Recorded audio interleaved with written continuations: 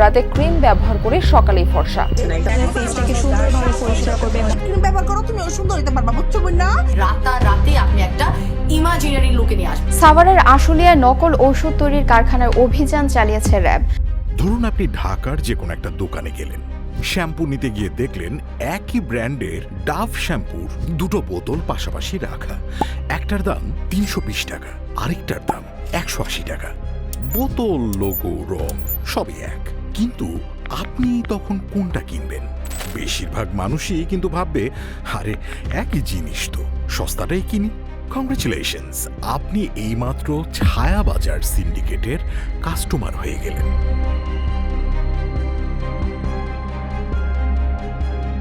বাড়ি ফিরে দুদিন পর মাথা চুলকাতে শুরু করবে, চুল উঠবে গোছায় গোছায়, স্ক্যাল্পে অ্যালার্জি হবে। আপনি ভাববেন ব্র্যান্ডের কোয়ালিটি কমে গিয়েছে। ভুল। আপনি যে বোতলটা ১৮০ টাকায় কিনলেন সেটা ডাভ না, সেটা ডাভের নামে চালানো কাপড় রং করার বিষাক্ত ডাই, কস্টিক সোডা আর ক্ষারের মিশ্রণ। আজকের দ্য সাইলেন্ট চ্যাপ্টারে এই ভিডিওতে উন্মোচিত হবে বাংলাদেশের সবচেয়ে নীরব, সবচেয়ে লাভজনক এবং সবচেয়ে অদৃশ্য একটা ইন্ডাস্ট্রি। এর নাম ছায়াবাজার।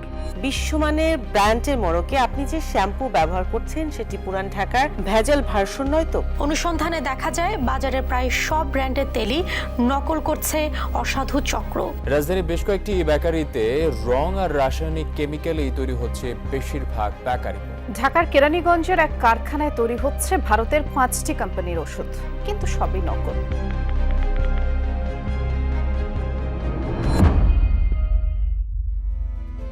ছায়াবাজার বুঝতে হলে প্রথমে বুঝতে হবে এদের business model.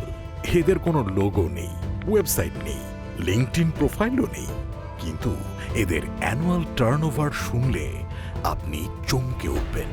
Bangladesh trade and tariff কমিশনের হিসাব বলছে শুধু প্রসাধনীর বাজারই ৩৪,০০০ কোটি টাকার। বৈধ পথে আমদানি হয় মাত্র ১০,০০০ কোটি, বাকি ২৪,০০০ কোটি অর্থাৎ ৭০% চোরাই কিংবা নকল। প্রতি ১০টা বোতলের মধ্যে 7টাই ছায়াবাজারের। ৩৪,০০০ কোটি টাকা শুধু প্রসাধনীতে। যোগ করুন ভেজাল খাবার, নকল ওষুধ, ভেজাল মশলা, নকল শিশু খাদ্য। অঙ্কটা কোথায় গিয়ে দাঁড়ায় একবার অনুমান করুন তো। এবার এদের সাপ্লাই চেইনটা সম্পর্কে শুনুন। ছায়াবাজারের কাঁচামাল কোনো ফ্যাক্টরি থেকে আসে না, আসে আপনার বাসার ডাস্টবিন থেকে। ভাঙাড়ির দোকানে টোকাইরা জমা দেয় ব্যবহৃত ডাভ শ্যাম্পুর বোতল, সানসিল্কের প্যাকেট, জনসন বেবি লোশনের কৌটা। প্রতি কেজি 10 থেকে 15 টাকা। সিন্ডিকেট সেগুলো সংগ্রহ করে, ড্রেনের নোংরা পানিতে ধুয়ে চীন থেকে আনা নকল স্টিকার বসিয়ে রিফিল করে ফেলে। আর খরচ নামমাত্র। বিক্রয় মূল্য আসল ব্র্যান্ডের 60 থেকে 70%। মুনাফা মাত্র 500% কিংবা তারও একটু বেশি। কোনো ট্যাক্স নেই, কোনো কাস্টমস ডিউটিও নেই, কোনো ভ্যাট নেই, কোনো এমপ্লয়ির ইন্স্যুরেন্সও নেই, কোনো অডিট নেই, কোনো ফায়ার লাইসেন্সও নেই। বাহ, কি দারুণ বিজনেস মডেল, তাই না? কিন্তু আসল ভয়াবহতা তো এরপর। আসুন এবার দেখি এই সিন্ডিকেটের অপারেশনাল ম্যাপ। ছায়াবাজারের হেডকোয়ার্টার পুরান ঢাকার চকবাজার, মৌলভীবাজার এবং চম্পাটুলি লেন। বুড়িগঙ্গা পেরোলি ব্রাঞ্চ অফিস কেরানীগঞ্জ, জিঞ্জিরা, সাভার ও গাজীপুরে। মফস্বল ফ্র্যাঞ্চাইজি রয়েছে রংপুর, ঝিনাইদহ, মানিকগঞ্জ, চাঁদপুর, ফরিদপুর এবং গাইবান্ধায়। প্রমাণ চান? শুনুন এবার। ২০২৬ সালের ১৫ এপ্রিলের ঘটনা। ঝিনাইদহ শহরের মহিলা কলেজ পাড়া বকুল হোসেন নামের এক ব্যক্তি নিজের বাড়িতে বসিয়েছিলেন একটা পুরো দস্তুর কসমেটিক্সের ফ্যাক্টরি। চায়না ব্র্যান্ডের নামে পারফিউম, ফেস ক্রিম, চুলের তেল, কৃত্রিম রং সব নকল।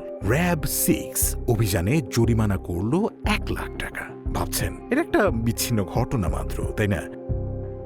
ডিসেম্বর ২০২৫ মানিকগঞ্জ শিবালয় রাজ ইউনিক কসমেটিক্সের মালিক আব্দুর রশিদ নিজের বাড়িতে বানাচ্ছিলেন বিএসটিআই অনুমোদনহীন হেয়ার অয়েল, ক্রিম, সাবান এবং শ্যাম্পু। অফলাইনে নয়াকান্দি বাজারে বিক্রি আর অনলাইনে রূপের রহস্য নামে একটা ফেসবুক পেজের মাধ্যমে। এইটাই হলো ডিজিটাল ছায়াবাজার। নভেম্বর 2025, চাঁদপুর বিসিক শিল্পনগরী JS consumer and nutricare limited নামের রেজিস্টার্ড লিমিটেড কোম্পানির মালিক জসিমউদ্দিন বানাচ্ছিলেন বিদেশি ব্র্যান্ডের নকল সাবান আর শ্যাম্পু। জরিমানা হয় 50,000 টাকা। বুঝতে পারছেন, এই সিন্ডিকেট কোনো অন্ধকার গলির বিষয় না। Limited company, Facebook page, super শপের শেলফ, সর্বত্রই এদের বিচরণ। বিশ্বমানের এসব ব্র্যান্ড আপনি যে খাঁটি বিশ্বাস নিয়ে ব্যবহার করছেন, সেটি তৈরি করা হচ্ছে এরকম নোংরা আর অস্বাস্থ্যকর পরিবেশে নানা ক্ষতিকর কেমিক্যালে। এবার প্রোডাক্টের ইনগ্রেডিয়েন্ট পোস্টমর্টেম করা যাক। ফর্সা হওয়ার নকল ক্রিমে কি থাকে জানেন? মাত্রাতিরিক্ত পারদ, স্টেরয়েড এবং হাইড্রোকুইনন। আমেরিকার FDA হাইড্রোকুইননের সর্বোচ্চ মাত্রা 2% সীমাবদ্ধ করেছে, অথচ বাংলাদেশের অনুমোদিত ক্রিমে পাওয়া যাচ্ছে এর থেকে অনেক গুণ বেশি। স্কিন শাইন, যেটিতে ক্ষতিকর হাইড্রোকুইন কেমিক্যাল 5 ppm থাকার কথা, অথচ পাওয়া গেছে 20 লাখ ppm। চামড়া ভেদ করে পারদ ঢুকছে রক্তে, এরপর গর্ভস্থ সন্তানের স্নায়ুতন্ত্রে। কেউ কেউ জন্ম দিচ্ছেন বুদ্ধি প্রতিবন্ধী সন্তান, আর দীর্ঘমেয়াদে হচ্ছে ত্বকের ক্যান্সার। সিন্ডিকেট কিন্তু এটা জানে। এই ক্ষতি জেনেও তারা এগুলো বানায়, আর এর নাম প্রতারণা না, এর নাম ক্যালকুলেটেড হার্ম। এবার আসুন আপনার বেডরুমে। ডেঙ্গু থেকে বাঁচতে রাতে যে মশার কয়েলটা জ্বালাচ্ছেন, সেটা কি মশা মারছে আদৌ, নাকি আপনাকে? বাজারে থাকা নামহীন সস্তা কয়েল আর অ্যারোসলে ব্যবহার করা হচ্ছে মশা মারার আসল উপাদানের বদলে সস্তা কাঠের গুঁড়ো, রং এবং নিষিদ্ধ মাত্রার বিষাক্ত কেমিক্যাল অ্যালকাইল বেনজিন। একটা নকল কয়েল থেকে যে ধোঁয়া বের হয় তা 100টা সিগারেটের চেয়েও বেশি ক্ষতিকর। মশা মরুক বা নাই মরুক, আপনার আর আপনার সন্তানের ফুসফুস প্রতিদিন একটু একটু করে শেষ হয়ে যাচ্ছে। রান্নাঘরের কথা একটাবার ভাবুন।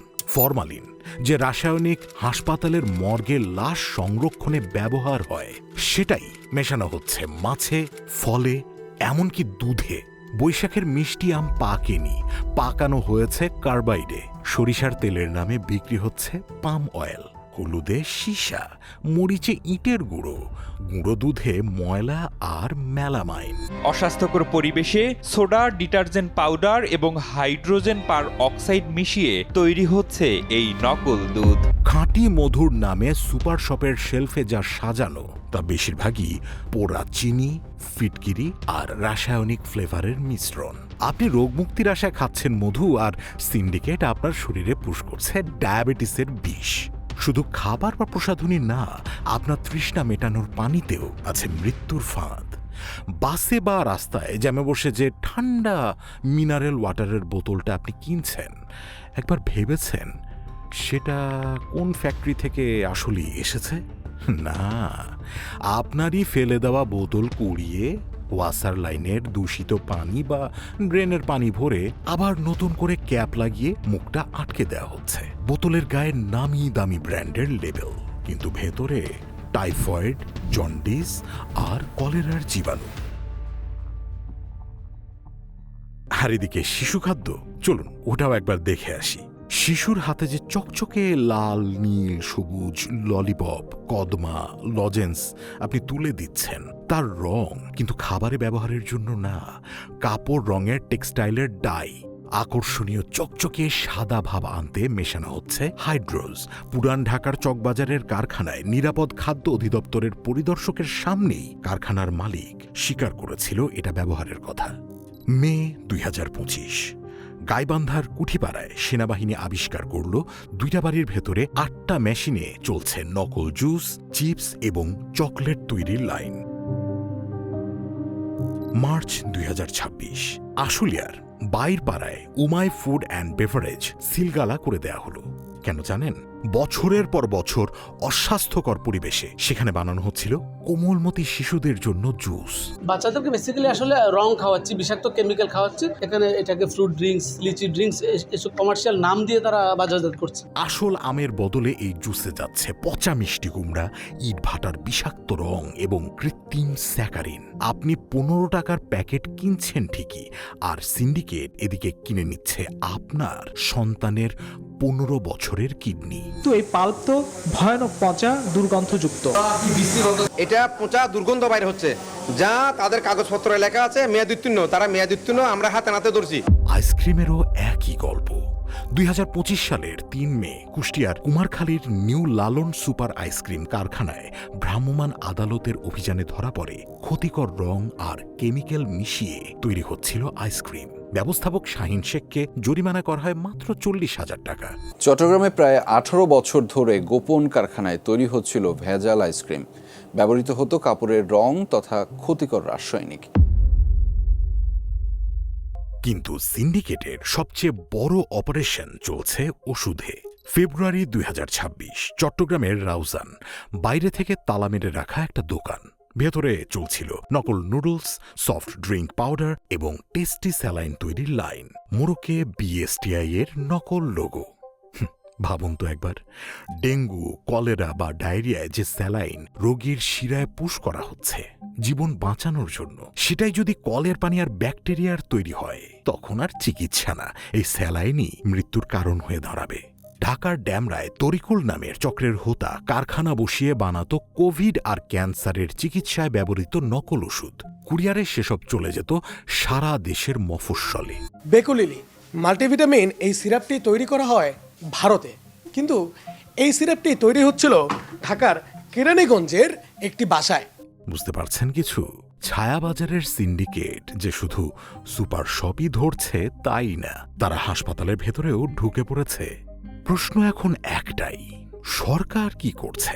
2026 সালের 2 মার্চ শিল্প মন্ত্রণালয়ের সংবাদ সম্মেলনে সচিব মোহাম্মদ ওবায়দুর রহমান গর্ব করে বললেন, 7 মাসে 37টা মোবাইল কোর্ট, 38টা মামলা, জরিমানা 27 লাখ টাকা আর 3 কোটি টাকার নকল প্রসাধনী ধ্বংস করা হয়েছে। বাহ! কিন্তু একবার অঙ্কটা আপনি নিজে করুন এবার। বাজার 34,000 কোটি টাকার, নকল 24,000 কোটি, আর ধ্বংস করা হয়েছে মাত্র 3 কোটি, অর্থাৎ ছায়াবাজারের মোট ভলিউমের 0.012%।